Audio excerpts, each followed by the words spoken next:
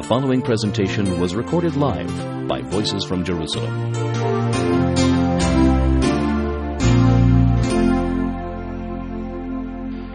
Which is a very significant piece of Jewish history. First of all, because Islam, being one of the three great monotheistic faiths, plays a major role in modern history. Certainly modern, I mean the last 1,300 years or so. Definitely in terms of study of Israel and the Middle East, the vast majority of time in the last 1,300 years, Israel has been ruled by Islamic, not Arabs. You have to always distinguish between the two. Islamic regimes. Okay, because there are some Islamic regimes that are Arabs and some Islamic regimes that are not, like Turkey. They're Islamic, but they're not Arab. Don't call it Turk and Arab. Thank you very much. Or Indonesia, which is the largest Islamic country in the world, but is definitely not Arab. So, anyway, before we look at the relationship between Jews and the Islamic world, we need to, of course, step out, as I say, macrocosmically and spend a little time looking at what's going on in the ancient Near East and, of course, the origins of Islam. Just as we looked at Christianity, there's definitely a lot of Jewish connections. First of all, when Islam appears as a major world religion, we're talking about the 7th century of the Common Era. Okay, what's going on? Remember, Western Roman Empire has already been gone for several hundred years. Israel is, except for about a dozen years prior to it being conquered by the Muslims in 638, is under the control of the Eastern Christian Byzantine Empire. Remember those guys? Byzantium. And those guys are going to be around until 1453, actually. They're going to last literally 1,000 years longer than the Western Empire. So that's what's controlling Israel. Now, most of the Jewish population of the world at this time is where?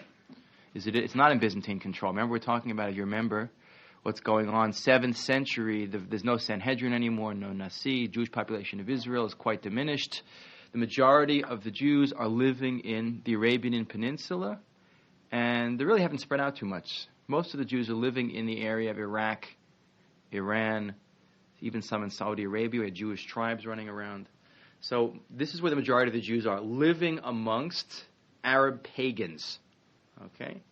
Now, Arab pagans, I mean, in the Persian world, there's the Sassanian Empire, who are the new Persians. We mentioned those guys. They are Zoroastrians, right? These dualist guys we mentioned. We talked about exotic religions of the Eastern world. So you have the majority of the Jews, the vast majority, 90% of the Jewish population of the world is living under control of various pagan Arab or Persian. We got the Arab, Persians, not the same people. Or Persians. Okay, this is where Islam is going to appear. Now, by the way, if the Islamic view of the pre-Islamic Arabian Peninsula is called the Jahiliyyah, which is the period of time when paganism was the dominant religion. The Arabs obviously consider Zoroastrianism, I think on the border. Early Islam considered it. Not really quite so pagan, but not monotheistic.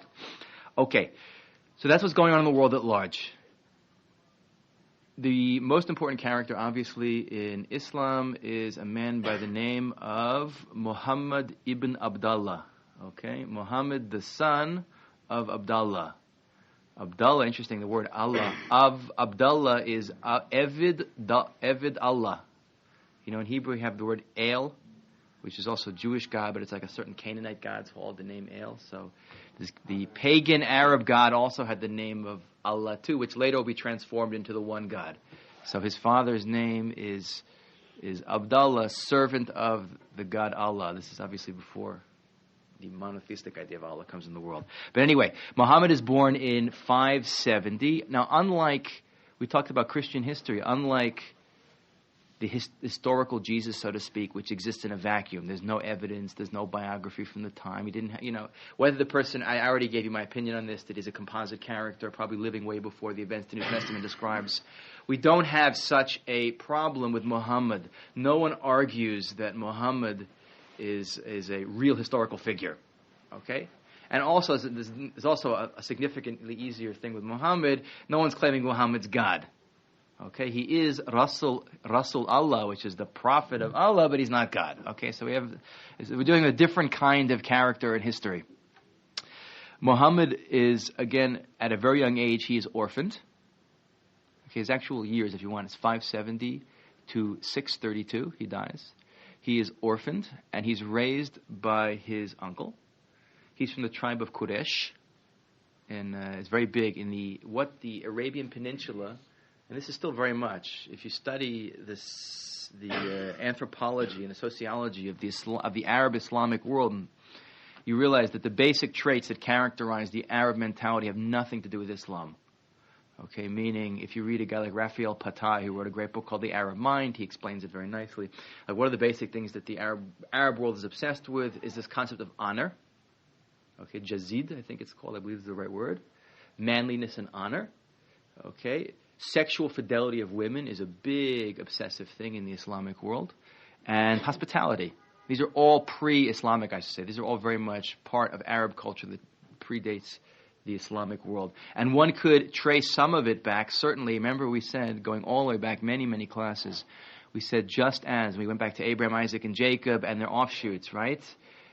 We have a direct line of descendants who create the Jewish people, and we have offshoots in each generation who go off the track and don't create Judaism, but indirectly or directly are going to be responsible for the other great monotheistic faiths. We already mentioned, right, we talked about Christianity coming from Rome, Edom, coming from Esav, coming from Jacob's twin. And of course we have even a more obvious and direct connection is the Islamic connection, meaning Abraham's second wife Hagar, Ishmael. Okay, and the Bible refers to all the nomadic guys wandering around as Ishmaelites. And as soon as Islam appears on the scene, they are going to immediately connect themselves up to being the descendants of Abraham through Ishmael. Okay, and Abraham has there's a lot of reverence for Abraham in the Islamic world. He's called the Khalil, the friend. Okay, as I mentioned before, that Jaffa gate is called Bab el-Khalil, which is because that's the gate you went out of to go to Hebron, where Abraham is buried. But they're going to definitely make that connection. So we see just the two great monotheistic faiths claim to be in some way descended from Judaism. It's interesting, offshoots, not Judaism, but from our progenitors also. Okay, so the Islamic world, the pre-Islamic Arab world is broken up into tribes. Muhammad is from the tribe of Quraysh. In the year 610, we know not too much about his life. He was a merchant. The nomadic Arabs living in that part of the world, in the Arabian Peninsula, most of them were involved in trade. He had huge caravans. He married a wealthy widow considerably older than he. I think she was about 40, he was 25. And it's just a very nice shidduch, because during her lifetime, he never took another wife. Later, he will marry several wives. Most famous is this woman, Aisha. A lot of Arab women are named Aisha. That's his later second favorite wife. But I guess having lots of money and making money in business, he had leisure time to meditate. I'm giving you the Islamic view in a nutshell. He apparently would go meditate in a cave, and about 610, the prophet Jibril is Gabriel, all the Arabs take. David is Daoud, right? They have spoke to Muhammad in a cave and told him to read, which is a problem because he was illiterate. And that's according to Islamic tradition, the wonder of the Quran, which is the Islamic holy book. It was actually put together later, but according to Islamic tradition, it is actually the words that come through Muhammad, and even though he was illiterate, he was able to be literate when it came to putting the Quran together. It's one of the miracles that the Islamic world talks about. This is where Muhammad recognizes himself as a prophet, and he gets into a lot of trouble immediately after. Living in Mecca, which was the center of pre-Islamic Arab paganism. If anyone knows anything, you ever seen National Geographic has a great photo spread on Mecca, which is today the holiest city in the Islamic world. You have the Great Mosque of Mecca. In the middle is this black stone. In the corner is this meteorite called the Kaaba. This is the holiest spot in the Islamic world. That, going back before Muhammad and before Islam, it was a pagan shrine. Okay, Muhammad starts preaching his own version of monotheism and gets into a lot of trouble with the local pagans. Now, where does Muhammad get his ideas from? This is very important. When we talked about Christianity, that how Christianity is clearly based on a lot of Jewish ideas, the attractiveness of Judaism versus the difficulty when Paul comes along, right, and makes a modified version of Judaism without mitzvot that finds very fertile ground in the pagan world of the Roman Empire. So too, Muhammad definitely is of his own admission, very much influenced by the monotheists he comes in contact with, because there are a large number of monotheistic people. In Islam, the word Hanif is for monotheist.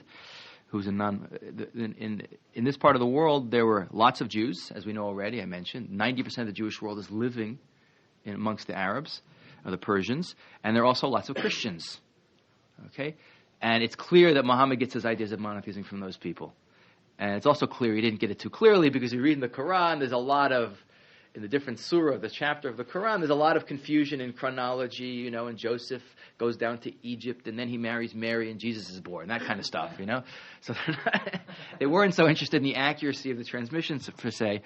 But suffice it to say, he very clearly models his new faith on Jewish and Christian ideas. And again, Islam will take the same sort of attitude that Christianity will take towards Judaism. Islam will take towards Christianity and Judaism, which is a sort of replacement theology. Meaning, just as the Christians recognize Jewish prophets to be prophets, but now we have the New Testament and God has chosen us, so too Islam will say Moses is a prophet, Jesus is a prophet. Everything's cool, but Muhammad is the final prophet.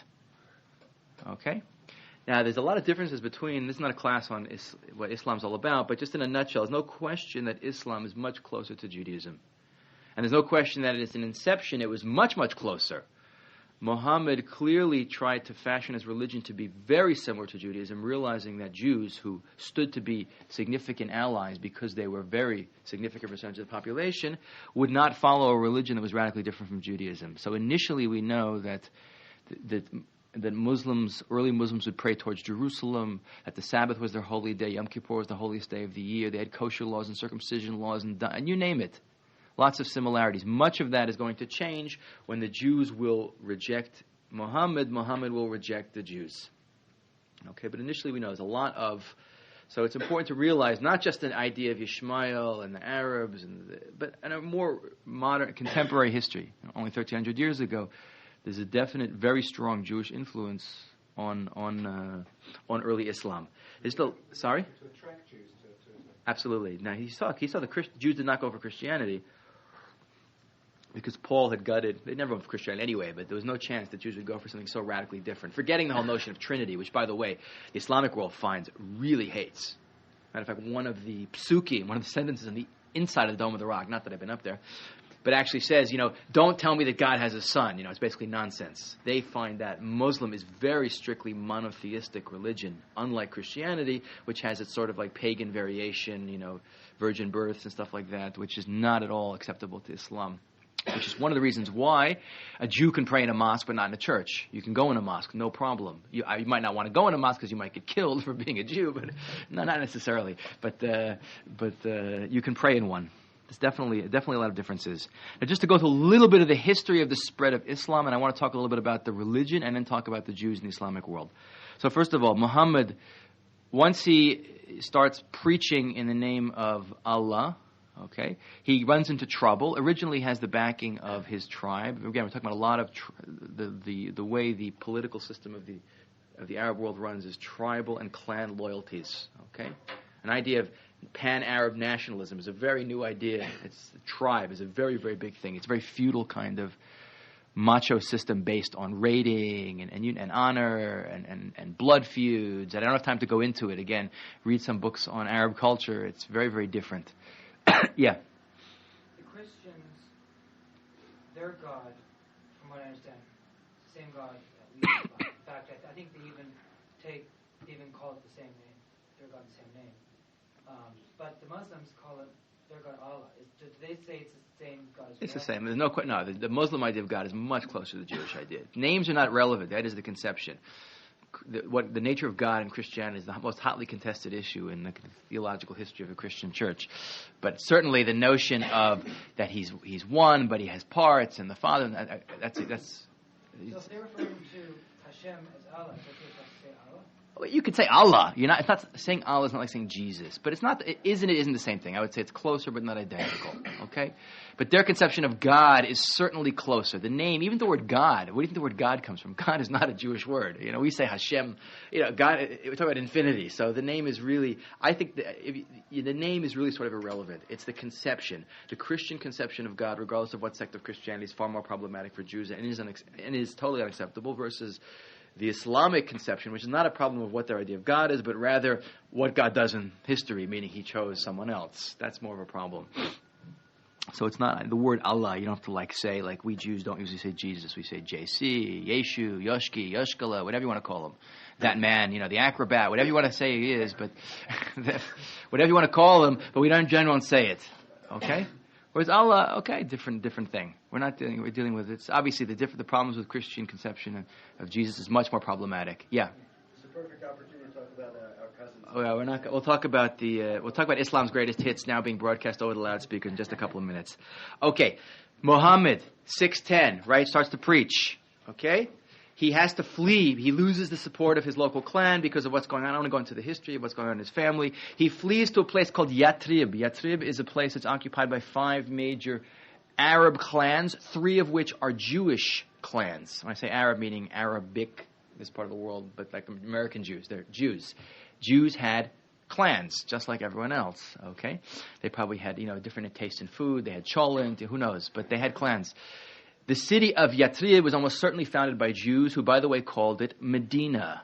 What's the word for Medina? Who knows modern Hebrew? Medina means country. Okay, Muhammad is invited into Medina to, by the way, arbitrate a dispute. And when he does that successfully, he's nominally put in charge of running Medina. He then starts to, I'm running through this very quickly, he has all kinds of back and forth disputes with the pagan Arabs of Mecca and several battles. Once they try and invade Medina. He's more or less victorious. During this period of time, he basically gains allies in Medina and gets several of the clans to actually convert to Islam. So he's building a following. Now the Jews don't go along with this, and what's eventually going to happen is the Jewish tribes are going to be either killed or expelled. Okay, there's several major battles where the Muslim armies beat not just the pagan Arabs of Mecca, but also of the Jews of Medina. The starting of, by the way, of the Islamic calendar it's a word called Hijra, Hijra. Okay, or Hijira. I don't know how you spell it in English exactly. Hijra is the year 622. That's the year 1 of the Islamic calendar, which is the year that Muhammad has to flee from Mecca to Medina. Okay, now that's by 10 years later, he's back in Mecca victorious. He's invited into the city. The governor of Mecca basically converts to Islam, and the rest is history. Now Muhammad dies in 632. Not too long after this, he's gone. Okay, and there's a series of the followers of Muhammad who lead Islam are called the caliphs. Okay, the first guy is Abu Bakr, who I believe is Muhammad's uncle. Okay, there's a whole bunch of caliphs who follow one in succession of another. Okay, and then now to be the caliph, you have to be either one chosen by popular demand, meaning a qualified guy, and or a descendant of Muhammad. The problem with Muhammad is he had no sons.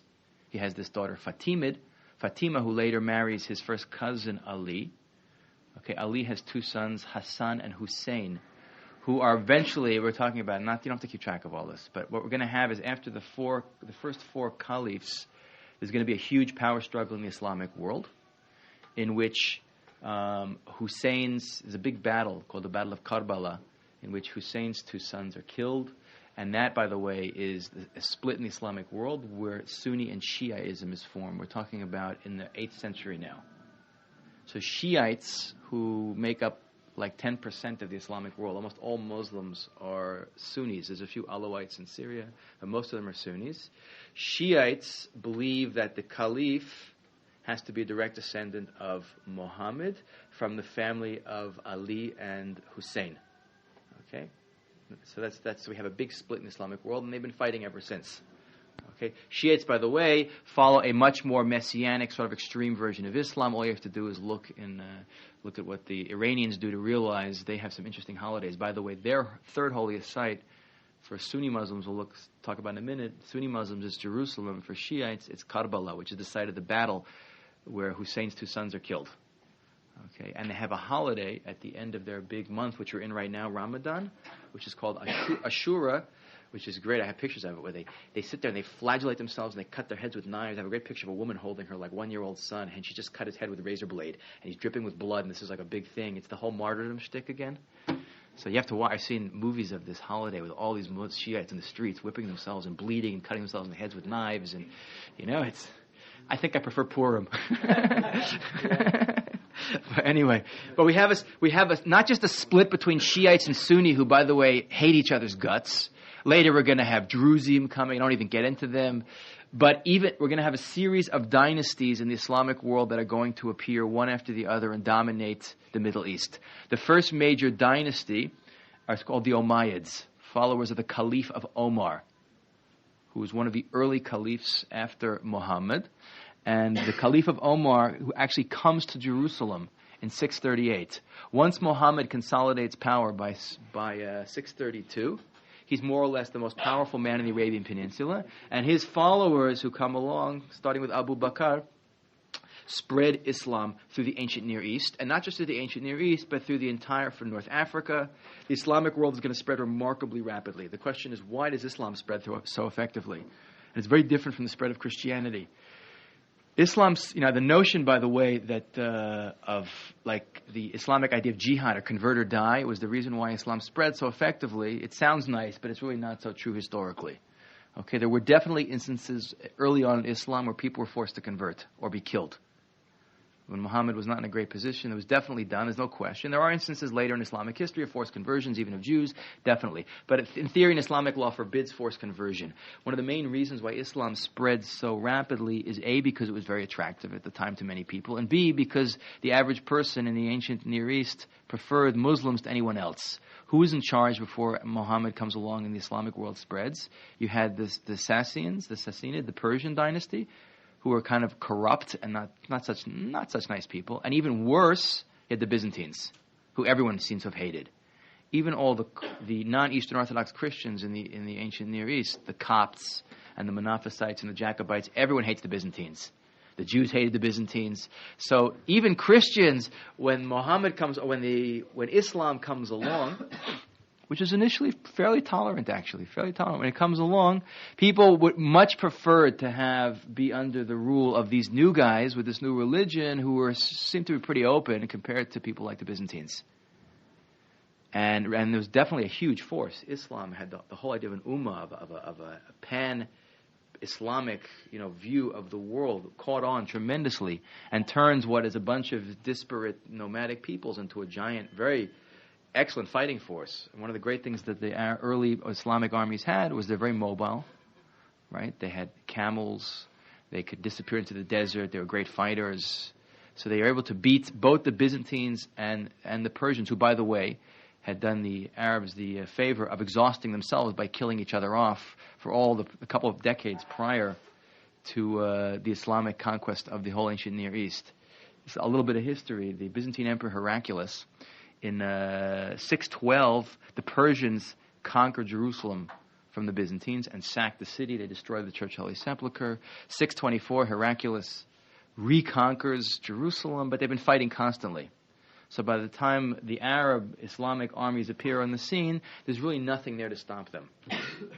So we're going to see they're going to spread very, very rapidly. The Caliph of Omar is going to come to Jerusalem in 638. Okay?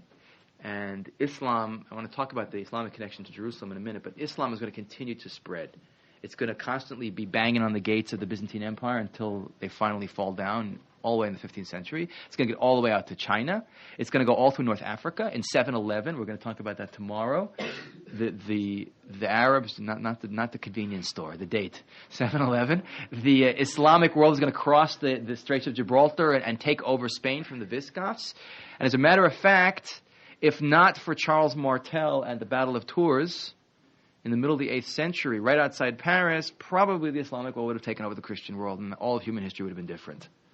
So talking about almost an unstoppable force. In the first 100 years of Islam, incredibly remarkable spread of a religion. And today, by the way, Islam is the fastest spreading religion in the world.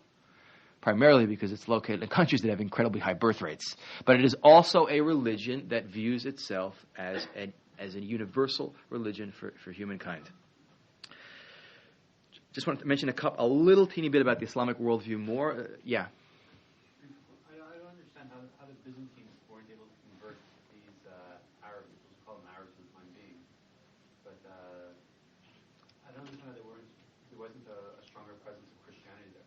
Byzantine Empire is very weak. First of all, they didn't control the entire Arabian Peninsula. There are parts of the Middle East were controlled by Byzantine, like Jerusalem and Lebanon. parts were. But they ruled over people. They were Eastern Orthodox Christians. They ruled over primarily Maronites, Jacobites, Monophysites, Copts, all kinds of other Christian sects. There's a lot of them who the Byzantines hated. Byzantines hated everyone. They hated the Latin Church, and we talk about the Crusades. They thought everyone was a crude, primitive person compared to them. They being the people who survived from the Roman Empire and spoke Greek. And it's like the Romans didn't conquer everyone. There's just whole parts of the Middle East that were not under their control. Okay. Just talk a little bit more about the Islamic worldview. First of all, Islam has 5 pillars. We know Quran we already talked about, their holy book. 114 surah of the Quran, the chapters in it, okay? There is all Islamic law, Sharia, there's the Hadith, the stories of Muhammad's life. I'm not going to get into any of that. But the 5 pillars of Islam are, and it's important to know, because you see there's a lot of similarities between Islam and Judaism. First one is Shahada. Shahada is the Islamic Shema, okay, which is La ilaha illallah wa Muhammad Rasul Allah, which you'll always hear when these guys start shrieking out. That's the basic. You say that twice in front of kosher witnesses, you're a Muslim, right? So be careful you say it in front of. It's La ilaha illallah, La ilaha illallah. There is no God but Allah, wa Muhammad Rasul Allah, and Muhammad is the prophet of Allah. Okay, that's their number one idea. That's like there is a God. The second thing is salat, which is prayer, which Muslims pray 5 times a day. Okay, they took it from, by the way, the 5 times a day Jews pray on Yom Kippur. Okay, the third thing is zakat, which really means charity. Islamic world is supposed to give, you see they're cheaper than Jews, 2.5%, not 10%, 2.5%. Okay? The fourth is Hajj. Hajj is the pilgrimage that you make to Mecca. A Muslim is supposed to go once in his life to Mecca to make this pilgrimage. There's a whole month that the Hajj takes place in. There's a whole ritual you go through. Only Muslims are allowed to go to Mecca. Okay, you cannot go unless you do that. It's amazing. And during the Hajj season, you have 7 million Muslims circling, not at one time, but they're in Mecca, and hundreds of thousands going around the Kaaba. It's a really cool thing. If you can't go there and watch it, but you can to see it happening. And last but not least, there's a Som, which is Tzom in Hebrew. Tzom is what? Fast. Tzom of Ramadan, which is the Muslim holy month, which we're in now, which is 30 days of fasting from dawn till dusk, and you could eat at night. You think Yom Kippur is rough. Try doing it for 30 days. And this is the Muslim holy month. At the end of the holy month, there's a holiday called Eid al-Fitr. This is the big Muslim holiday. The other big Muslim holiday, besides the month of the Hajj, is Eid al-Adha, the Feast of the Sacrifice, which is commemorating which takes place at the end of the Hajj, which commemorates the time when Abraham brought Ishmael up to the Akedah. Okay, they changed the story, and no one sued them for plagiarizing it. But so we have, and those are the 5 pillars. Okay, the 6th addition is jihad. Okay, which we all know so well. Now, it's not really, jihad does not mean holy war, by the way. Jihad means struggle. Real jihad, if you ask someone who really knows Islam, an Islamic cleric, it's the internal struggle. You know, it's like their Muslim movement, kind of like, the struggle between good and evil. But jihad also has a wider connotation, which is very important to the whole Islamic view of the world and how they view the Jews and the Christians and everywhere else in the world. The basic Islamic view of the world is there's Dar al-Islam, Vidar al-Harab. Harab, Cherev. In Hebrew, similar Islamic. What's Cherev? Lo yisagoy al-go Cherev. Sword. There's the world of Islam and the world of the sword. There's that part of the world that's accepted Islam and that part of the world that is yet to be conquered and is outside the world of Islam. Islam views itself, its destiny as a universal faith destined to conquer all humanity. This explains the very aggressive nature of the spread of Islam in history, and this explains a lot of the Islamic attitude towards the rest of the world, and it says oceans about the Islamic attitude towards a Jewish presence in the land of Israel. Because this is a part of the world that has been under control of Islam, and that's a fundamental part of Islam, is that any part of the world that has been under Islamic control has to be returned to that control, number one. Okay? And now what's the Islamic attitude towards non-Muslims? So the basic attitude is that non-Muslim pagans have to convert. Sometimes they were killed if they didn't convert. Okay, people who are Hanifim, who are monotheists but not Muslims, are tolerated and have a status called dhimmi, Dhimmi. Very important word to know if you study Islam. Dhimmi means protected people, meaning you are a monotheist and not a pagan, therefore we tolerate your existence. But it's not like you're protected, it sounds nice, I protect you as a Muslim. Dhimmi means second-class citizen in all practical application of the word. Now, Christians and Jews are called Ahal al-Katib in Islam, in Arabic. Katib is Ktiv. What's Ktav in Hebrew? See it falls? Writing. The people of the book. What book? The Bible. And the Christian, okay, they have the New Testament also, but the Islamic world views Jews and Christians having a certain status. You know, they had prophets that were cool, right? Jesus, Moses, they're all cool, but we're now we're the guys who are chosen now. But they are dhimmi, okay? They are these second-class citizens, which means, now, how Jews are treated in theory, dhimmi laws are very specific in terms of restricting the rights of these peoples, what they can and cannot do. Like, you can't be on an animal riding higher like a horse rider. You have to step into the gutter when a Muslim walks by.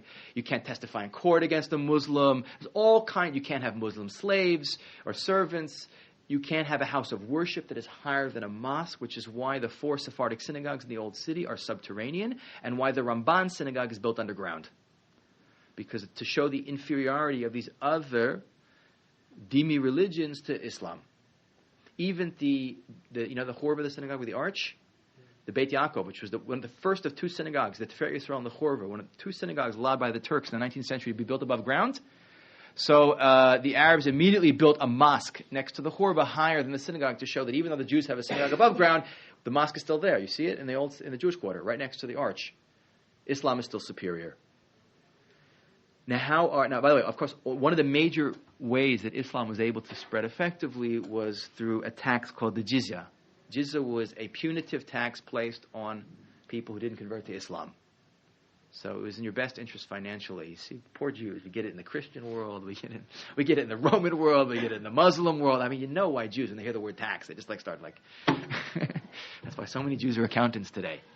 So one of the reasons, and of course all that money was divided up between the loyal followers of Muhammad, and there's a whole hierarchy of who splits up the spoils in the early Islamic world. Okay, so in general rule about how the Islamic world has treated the Jews. Now, obviously, as Islam expands, it is going to end up absorbing the vast majority of Jews of the world are going to end up in the Islamic world. Remember we talked about the yeshivas in Babylon. This is all taking place at this time. I mentioned, by the way, they all move eventually to Baghdad. Baghdad, which is established during the Abbasid dynasty around 750, is going to become like the center of the Arab world. Okay, and really the 8th century is the golden age with the Abbasid dynasty. Is really, most people consider the golden age of Islam. That's like the high point of Islamic culture. And obviously, in my personal opinion, it's not just mine, one of the main reasons why Islam does so well is because it has a huge number of Jews which it is more or less tolerant of. And the Jews are allowed to operate very freely in the Islamic world. Okay, and what Jews are doing in the Middle East is very similar economically and intellectually to what Jews are doing in Europe.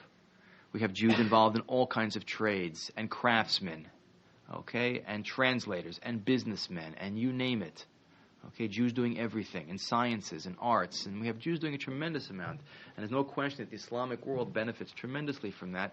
And unlike the Christian world, which as we mentioned yesterday, we were talking about medieval anti-Semitism, is going to eventually clamp down on all Jewish creativity and economic expression, the Islamic world more or less doesn't do that, and Jews will generally do better economically and not only economically, but even religiously.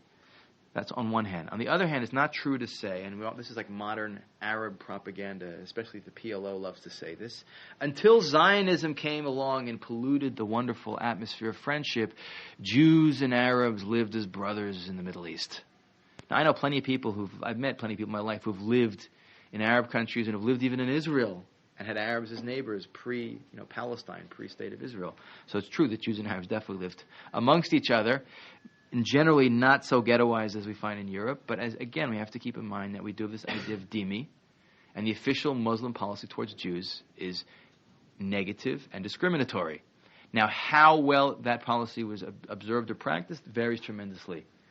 We have plenty of places where it was barely kept at all, and Jews did very, very well. The best example is where? Where is the place that Jews did better in the Islamic world at any period of time in Islamic history? In Spain, starting in the early 8th century for the next 300 years. Okay, especially during the Almoravids, who were these nomadic sort of Berber-type Arab converts to Islam who were going to march into Spain at that time. Okay, there you have Jews rising to incredible positions of power, which we're going to talk about tomorrow. Some of the personalities, although at no time were Jews ever equal to Muslims in the entire history of Islam. There were periods of time of remarkable tolerance, but never real equality. Never happened. Okay, and then you have places under the Almohades, who also Berbers from North Africa, who were viciously oppressive, who forcibly converted Jews and had pogroms and you name it, who were terrible to the Jews. Same Islamic code in theory, but how it was practiced very different. Today we see the same thing. The more like King Hassan of Morocco, who has just died recently, who was remarkably tolerant. I was a little kid. I lived in Morocco. I was a little kid. My father was in the Air Force. And Hassan I told Hassan II, which was when I was living there a long time ago, when on his deathbed, he said, you better be nice to these Jews, because if they leave, the country falls apart. Which is not the first time or the last time that people have said that in history, Gentiles about having Jews in their country. Whereas you get people like in Iran, like the Ayatollah Khomeini, not a very nice guy, and his followers, who were incredibly oppressive of everyone else, and of course the Shiites are even more fanatical. Jews don't do well there. So you have tremendous variation. So there's no hard and fast rule about how well Jews do or don't do. Okay, so you have to keep that in mind. So we have a religion, comes out of Judaism, takes over much of the world, okay, absorbs most of the Jewish population into that population, and Jews will do, depending upon it. We don't have time to go into all the dynasties and who treated Jews how, but it varies tremendously. And pretty much from 638, from the Caliph of Omar coming here and conquering Jerusalem, with the one exception being the Crusades, as I mentioned before, from 1099 until 1187. That's the only break when you're not going to have Islamic rulers ruling over the land of Israel. And you have different dynasties coming in here. You're going to have the Umayyads, the Abbasids, the Fatimids, the Seljuks, the Mamelukes, the Ottomans. By the way, none of whom make this place their capital. Jerusalem is more or less a run-down, dumpy place. Now, the last few minutes of the class, I do want to talk about the Islamic connection to Jerusalem. The Jewish Bible, Jerusalem is mentioned 750 times. Okay, the Quran does not mention Jerusalem once. In the 17th surah, the 17th chapter, the first verse, it mentions that Muhammad has a dream of a midnight ride. He gets on his flying horse El-Barak, and he flies from Mecca. El-Barak was a huge horse with the body of a woman, the tail of a peacock, had all these legs. It flies to El-Aqsa, the farthest place. Okay, and there he meets the prophet Jibril again, okay, Gabriel, and he goes up to heaven. He spends 40 days touring around that 40-day motif again. The seventh heavens, meeting all the prophets and talking to Moses and Jesus and hanging out and whatever he does. Okay? When the Caliph of Omar comes to Jerusalem in 638, he doesn't find much of anything going on here, by the way. He also lost control of Mecca. Now, there's the problem that Muslims have to make a pilgrimage, a Hajj, to Mecca, which he doesn't control. So he says, well, you know what? That midnight ride, which is only a dream, really, El-Aqsa is the southwest corner of the Temple Mount. That's where Muhammad comes. That's where he lands. And you know where he ascends to heaven? On the stone where the Solomon's temple stood. Okay, and you can still see the footprint there today, so to speak. Okay, and he is, according to legend, the person who discovers the site. There's very interesting stories about the Caliph of Omar and his sanctification of Jerusalem. But since that time, for Sunni Muslims, Jerusalem is the third holiest site. Again, I mentioned that for Shiites, it's Karbala. The site of the battle is I believe, the third holiest site. He doesn't build the Gold Dome, by the way. The Gold Dome is built later by Umayyad rulers in Jerusalem. The man who builds the Gold Dome is a man by the name of Abdul al-Malik. In 691, he builds that dome. That dome, by the way, the dimensions of that dome match exactly the Church of the Holy Sepulchre. Because when the Muslims came here, they liked the size and the form so nice, so they copied it exactly and made their own version there. Although most of history was nowhere near as nice. Like 10, 12 years ago, King Hussein of Jordan, who recently died, sold one of his houses in London and gold-plated it with 80 kilos of gold. But for most of history, it's more or less a rundown site. But that It's that very pretty building is the oldest Muslim holy site in the world. It predates the Great Mosque in Mecca, built in 691. That is not a mosque. That is a shrine over the place where A, the Jewish temple stood, and B, where Muhammad ascended to heaven from the rock, according to Islamic tradition. The actual mosque is the black dome. They're redoing the roof. You can look right out the window here and see it. That's Al-Aqsa. It was built by Abdul Malik's son, Al-Walid, in 701. Okay? So they call this place today Haram al-Sharif, the noble sanctuary. The correct name for Jerusalem, they call it El-Quds, from Kudash, from Kodesh, holy. So that's the Islamic connection to Jerusalem. But it's important to take note. If you look on the top of the gold dome, on top of the mosque, you'll see this moon, the sign of Islam. That moon always faces towards the direction of Saudi Arabia, towards the Kaaba. Okay, in every mosque, there's a niche in the wall, which is called the Mukhrab. The Mukhrab is, from our case, points south to Mecca, and the direction is called the Qibla, which is the direction that Muslims pray. It's very important to remember that today, although technically the Jews control the Temple Mount, it is in fact controlled by the Muslim religious authority, the Waqf, which does all kinds of illegal excavations up there, as you see going on right now.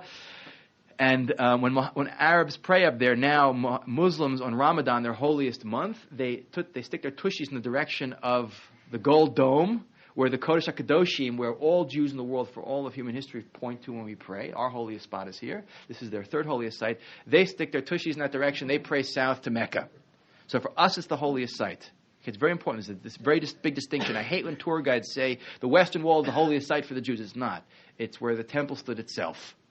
Okay, it's very, very important. And obviously, there's a big, in terms of the politics of what's going on in this part of the world, the fight, and it bears, the fight over who controls the Temple Mount is the fundamental issue here. And you can be sure that for the entire period of time when the Islamic world is here, it's very interesting to note that there are no Arabs, no Islamic Arab regimes or any other Arab, or Turks, whatever, who make their capital city here. It remains pretty much a backwater, rundown place. The only time a lot of building is done here during the Islamic period is during the Mamelukes. In the 13th century, after the Crusades, the Mamelukes felt that because we Muslims were not venerating Jerusalem enough, that's why the Crusaders, Allah gave it to the Crusaders. So let's put a lot of money into building projects. So they built a lot of beautiful buildings here. But more or less, even the Temple Mount area was more or less run down and dumpy.